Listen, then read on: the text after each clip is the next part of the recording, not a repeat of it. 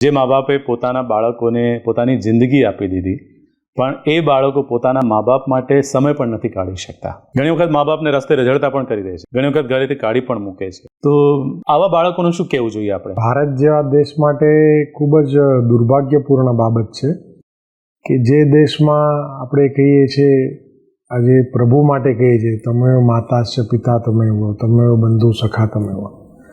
માતા પિતાનું સ્થાન ભગવાન પછી નેક્સ્ટ આપણા સમાજમાં કે ભારતીય સંસ્કૃતિમાં માનવામાં આવે છે. આપણે સૌ વર્ષોથી એક શબ્દ ઘણો સાંભળીએ છીએ, જનરેશન ગેપ એટલે પેઢીઓની વચ્ચેનું અંતર.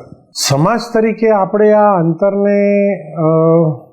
અંતર નહીં પરંતુ એને એક ભયજનક પરિસ્થિતિ બનાવી મૂકી છે. એટલે જો કોઈ એમ સમજતું હોય કે નહીં, હું તો મારું યૌવન તો એમ જ રહેશે ને મારા જીવનમાં તો કાંઈ બાકી એવી પરિસ્થિતિ આવશે નહીં, પણ તમારે પણ, જે મને સાંભળે છે જુએ છે દરેક યુવાઓને હું કહું છું, તમારે પણ એક દિવસ ત્યાં પહોંચવું પડશે જ્યાં આજે તમારા માતા પિતા છે. તો માટે પોતાની જાતને એમની જગ્યાએ જોઈને એમની સાથે શું વ્યવહાર કરવો જોઈએ નક્કી કરો.